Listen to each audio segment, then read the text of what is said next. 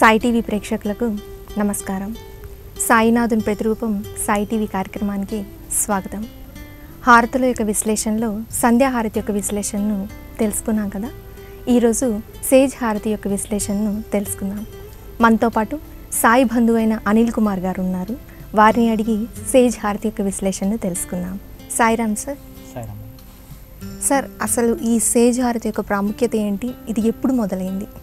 మనకు ఉన్నటువంటి 4 హారతుల్లో అంటే చివరి హారతి ఇంకా బాబా శయన సేవకు సంబంధించినటువంటి హారతి. ఇది బాబా గారు శరీరంతో ఉన్నప్పుడే ప్రారంభమైందమ్మా. ఎందుకంటే బాబా ఉన్నటువంటి ద్వారకామయి మసీదు మరమ్మతులు జరుగుతున్నప్పుడు బాబా గారు రోజు విడిచి రోజు చావడిలో నిద్రించేవాళ్ళు. అలా చావడి ఉత్సవం ప్రారంభమైన తర్వాత ఇది 10-12-1910 సంవత్సరంలో సేజ్ హారతి ప్రారంభమైంది. ఎందుకంటే చావడిలో హారతులు ప్రారంభమైంది ఆ రోజు నుంచే. మిగతా హారతులకు నిర్దిష్టంగా మనకు డేటులు అందుబాటులో లేవు, కానీ ఈ సేజ్ హారతికి మాత్రం డిసెంబర్ 10 మనకు సేజ్ హారతి ప్రారంభమైనటువంటిది అనమాట. అయితే ఈ హారతి యొక్క ప్రాముఖ్యత ఏంటంటే బాబా గారు చావుడికి వెళ్ళి నిద్రించేటప్పుడు మనం మధ్యాహ్న హారతికి ఏ విధంగా అయితే 5 ఒత్తులతో హారతిస్తామో బాబా గారికి సేజ్ హారతి కూడా 5 ఒత్తులతో ఇస్తారు. ఇప్పుడు కనుక మనం సమాధి మందిరంలో సేజ్ హారతి విధానాన్ని చూసినట్టయితే సేజ్ హారతికి బాబాకు మెత్తటి వస్త్రాలు కడతారు. ఎందుకంటే షిర్డీలో ఆ సమాధి మందిరంలో బాబా విగ్రహం కానీ బాబా సమాధి కానీ బాబా స్వయంగా అక్కడ ఉన్నటువంటి భావంతో మనం ఉంటాం కాబట్టి రాత్రి బాబా పడుకోవాలి కాబట్టి మనం ఈ పట్టు పీతాంబరాలు అన్నీ తీసేసి బాబా గారికి సన్నటి మెత్తటి వస్త్రాలు కట్టి సేజ్ హారతి ఇవ్వడం జరుగుతుంది. అయితే ఈ సేజ్ హారతి ఇప్పుడు ప్రస్తుతం షిరిడీలో భక్తుల రద్దీ దృష్ట్యా ఇంతకుముందు 10 గంటలకే ఉండేది సేజ్ హారతి, ఇప్పుడు 10:30కు చేయడం జరుగుతుంది సేజ్ హారతి. ఆ విధంగా మనకు వివిధ మందిరాలలో వాళ్ళ సమయాలను బట్టి కొన్ని మందిరాల్లో 9 గంటలకు, కొన్ని మందిరాల్లో 8:30కు రాత్రి, ఈ విధంగా సేజ్ హారతి మనం జరుపుకుంటున్నాం. సేజ్ హారతి చాలా ఎంత అద్భుతంగా ఉంటుందంటమ్మా. మనం సేజ్ హారతికి అటెండ్ అయినామంటే ఇంకా మనం రాత్రి పడుకునేటప్పుడు కూడా ఆ సేజ్ హారతి మన చెవుల్లో ఆ విధంగా మారుమోగుతుందన్నమాట. అంటే మనం పడుకునేటప్పుడు ఆ సేజ్ హారతికి అటెండ్ అయ్యి వచ్చి పడుకుంటే చక్కగా ఎట్లా అంటే చక్కటి ఒక సన్నటి పాట, ఆతా స్వామి సుఖేవ నిద్రాకర ఆవధూత బాబా కర ఆయినాదా, ఇట్లా చక్కగా ఆ పాట అంతా కూడా దాన్ని జ్ఞప్తికి చేసుకుంటూ ఉంటానమాట. సేజ్ హారతిలో ప్రతి పాట కూడా చాలా చక్కగా ఉంటుంది. జై జై సాయినాథు ఆత పహుడావే మందిరు, జై జై సాయినాథు ఆత. అంటే ఈ పాటలు వింటుంటే అదొక రకమైనటువంటి తన్మయత్వం. అదేవిధంగా ఇదే కాకుండా మనకు సేజ్ హారతిలో వచ్చేటువంటి ఇంకొక పాట, ఆరతి జ్ఞానరాజ మహాకైవల్య తేజ సేవితి సాధు సంత, ఇవన్నీ కూడా మనకు చాలా అద్భుతంగా మంచి చక్కటి లయబద్ధంగా ఉంటుంది సేజ్ హారతి. అందుకనే చాలామందికి సేజ్ హారతి కూడా నాకు తెలిసి ఒక 13 నుంచి 14 నిమిషాల నిడివి మాత్రమే ఉంటుంది సేజ్ హారతి కరెక్ట్గా మనం చేసుకుంటే. కాబట్టి ఆ సమయం కూడా 14 నిమిషాలు కూడా మనం పడుకునేటువంటి ఆ 8 గంటలు 7 గంటలు మనకు ఒక ప్రశాంతమైనటువంటి నిద్ర వచ్చేలాగా, ప్రశాంతమైనటువంటి ఏ చింత లేకుండా భగవంతుని చింతలో మనం ఇక మన యొక్క రాత్రి నిద్ర అనేటువంటి ఆ యొక్క క్రియను మనం చక్కగా చేసుకోవచ్చు అన్నమాట. అది సేజ్ హారతికి ఉన్నటువంటి గొప్పదనం. అంతేకాకుండా సేజ్ హారతి అయిపోయాక మనకు చాలా చోట్ల కూడా చక్కటి ప్రసాదాన్ని ఇస్తారు. ఎందుకంటే బాబా గారికి రాత్రి ప్రసాదంలో ఎక్కువగా చపాతి రొట్టె పెడతారు. ఆ రొట్టె షిరిడీలో అయితే ఎంత కమ్మగా ఉంటుందంటే సేజ్ హారతి తర్వాత బయట ఆ ప్రసాదాన్ని ఇస్తారు. మధ్యాహ్న హారతి అప్పుడేమో హల్వా లేకపోతే బాబా కలిపినటువంటి నైవేద్య ప్రసాదము, సాయంత్రం అయితే పొద్దున్నే అయితే ఉదయాన్నే అయితే వెన్న ప్రసాదము, ఈ విధంగా రాత్రిపూట చపాతీతోటి కూడినటువంటి ప్రసాదం చాలా చక్కగా పెడతారు బాబాకు. దేంట్లో కూడా మనకు అన్ని హారతులలో కూడా ప్రసాదానికి సంబంధించినటువంటిది చాలా తక్కువగా ఉంటుంది ప్రస్తావన.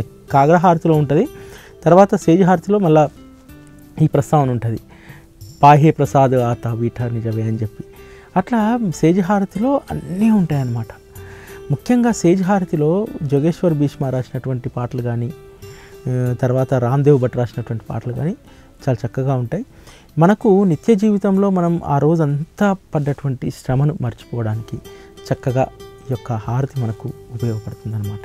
చాలా బాగా వివరించారు సార్. సేజ్ హారతి యొక్క ప్రాముఖ్యతను మాకు బాగా తెలియజేశారు సార్. మనం ఇప్పుడు సేజ్ హారతిలోని మొదటి పాట ఓవాళు ఆరతి అనే పాటలోని విశ్లేషణ తెలుసుకుందాం సార్. ఓవాళు ఆరతి మాజా సద్గురునాథ మాజా సాయినాథ पांचाही तत्वांचादी पाला विला आता निर्गुणाची स्थिती कैसी आकाराली बाबा आकाराली सर्वा घटी भरूनी उरली साई माऊली. సార్ దీని యొక్క విశ్లేషణ తెలియజేయండి సార్. ఇక్కడ ఎంత చక్కగా చెప్పారంటే, ఓ సద్గురు సాయినాథ, పంచతత్వాలనేటువంటి దాంతో నీకు 5 ఒత్తులతోటి హారతి ఇస్తున్నాను, మా హారతిని స్వీకరించు. నిజంగా మనము చెప్పుకోవాలంటమ్మా, బాబాకు హారతి ఇచ్చేటప్పుడు, ఆ పంచ ఒత్తులతోటి హారతి ఇచ్చేటప్పుడు మనం ఎట్లా అనుభూతి చెందాలంటే, బాబా ఈ హారతిని నేను నా పంచ ప్రాణాలు అనేటువంటి జ్యోతిని వెలిగించిస్తున్నాను నీకు. నా పంచ ప్రాణాలు నీవైనప్పుడు నా హారతిని తీసుకో. ఎందుకంటే ఆ విధంగా మనము భావించినప్పుడు ప్రతి దాంట్లో కూడా అమ్మ, ఇప్పుడు ఈ హారతి ఉంది, ఈ హారతి మనం పాడుతున్నప్పుడు మనకు కలిగేటువంటి భావన, ఆ భావనే ముఖ్యం. ఎందుకంటే మన యొక్క పంచ ప్రాణాలతోటి బాబాకు హారతి ఇస్తున్నాం, 5 దీపాలు అనేటువంటి హారతి. కాబట్టి బాబా దీన్ని నువ్వు స్వీకరించు. తర్వాత దీంట్లో 2వ చరణం ఉంది కదమ్మా, నిర్గుణాచి స్థితి కైసి. అంటే నిర్గుణ రూపంలో ఉన్నటువంటి నీవు ఈ సమస్త భూమండలంలో, సమస్త జీవరాశుల్లో ఎక్కడైనా ఉంటావు. అందుకనే నువ్వు సాయి మహారాజు అయ్యావు. నిజంగా అమ్మ, మనము ఇక్కడ నిర్గుణ స్థితి అనేటువంటి వచ్చింది కాబట్టి మనం ఒక విషయం ఇక్కడ మాట్లాడుకోవాలి. బాబా మార్గంలో మనము బాబాను ఎక్కువగా ధ్యానిస్తే, ఎక్కువగా ఆయన నామస్మరణ చేస్తే, ఆయన యొక్క ఆరాధనలో మనము నిర్గుణ రూపానికి వెళ్ళిపోతాం. అంటే ఒక బాబా బొమ్మ ఉంటేనే దానికి మనం నమస్కారం చేస్తేనే బాబా ఉన్నట్టు, లేకపోతే బాబా విగ్రహం ఉంటేనే బాబా ఉన్నట్టు కాదు. బాబా యొక్క నిర్గుణ రూపాన్ని మనం ధ్యానించగలిగినట్టయితే నిజంగా ఆయన దగ్గరికి అవుతాం. మనం నిర్గుణ రూపాన్ని ధ్యానించడానికి మనం ఎప్పటికీ చేయాల్సినటువంటి సాధన ఏంటంటే, అనునిత్యం ఆయన యొక్క నామస్మరణలో ఉండడం, ఆయన యొక్క ధ్యాసలో ఉండడం. అదేవిధంగా వీలైనంత ఎక్కువ సమయాన్ని గురు కథ శ్రవణం కోసం, గురు కథ కీర్తనం కోసం, గురు కథ మననం కోసం మన సమయాన్ని పెట్టినట్టయితే బాబా యొక్క నిర్గుణ రూపాన్ని మనం ధ్యానించవచ్చు. అంత గొప్ప విషయాన్ని మనం గుర్తించినప్పుడు, అందుకని ఈ హారతులు అదే చెప్పిండ్రు, నిర్గుణ రూపంలో ఉండేటువంటి నీవు ఈ ప్రపంచంలో ఎక్కడ నువ్వు లేనిది, సమస్తం నువ్వు ఉంటావు. అందుకనే నువ్వు సాయి మహారాజు అయ్యావు. చాలా చక్కగా చెప్పబడ్డది ఇక్కడ. చాలా బాగా వివరించారు సార్. ఇప్పుడు నెక్స్ట్ పద్యం యొక్క విశ్లేషణ తెలుసుకున్నాను సార్.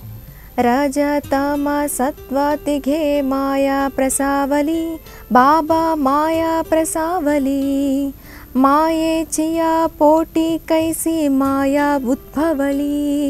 సార్ దీని యొక్క విశ్లేషణ తెలపండి సార్. దీని యొక్క విశ్లేషణ ఏంటంటే, సత్వరజ స్తమో గుణాలు మాయ నుండి పుట్టినటువంటివి. అదేవిధంగా ఆ మాయా గర్భం నుండి మళ్ళీ మాయ ఏ విధంగా పుడుతుంది? కాబట్టి ఆ మాయా ప్రపంచంలో నుంచి నువ్వే మమ్మల్ని బయటికి తీసుకురావాలి, అంతే కదా. ఎందుకంటే బాబా చాలా సందర్భంలో చెప్తాడు, ఈ కలియుగంలో ఏదైతే మాయా అనేటువంటి కలి పట్టి పీడిస్తుందో అది నన్ను కూడా వదలట్లేదు. ఎందుకంటే చాలా సందర్భాల్లో బాబా ఈ మాట చెప్తూ ఉంటారనమాట. మాయా అనేది అది ప్రత్యేకమైనటువంటి రూపము, లేకపోతే దానికి ప్రత్యేకమైనటువంటి ఆకారము ఉండదు. మాయ అంటే ఎలా అంటే, ఇప్పుడు సపోజ్ మనం ఉన్నాం, ఒక స్థాయికి పోయిన తర్వాత మాయ మనల్ని ఆవరిస్తుంది. ఏ విధంగా ఆవరిస్తుంది అంటే, చాలామంది మన చుట్టూ కొంతమంది భజనకారులు చేరుతారు. భజనకారులు చేరి, సార్ మీ అంత గొప్పోళ్ళు లేరు అయ్యా, అసలు ఇంత అద్భుతంగా చెప్పేవాళ్ళు లేరు, అసలు మీరు చాలా గొప్పవాళ్ళండి, అసలు మీకు ఎంత అద్భుతమైనటువంటి అవకాశం ఇచ్చారంటే అసలు మీరు లేకపోతే ఈ ప్రపంచమే లేదండి, ఈ వ్యవస్థనే లేదండి, అస్సలు మీరు ఒక్కసారి ఇలా లేచి నిల్చుంటే మీరు కాదండి అంటారు. నిజంగానే వాళ్ళు చెప్పేది మనం కాదు, మనం ఉన్నాం అక్కడ, మాయ ఉంటుంది.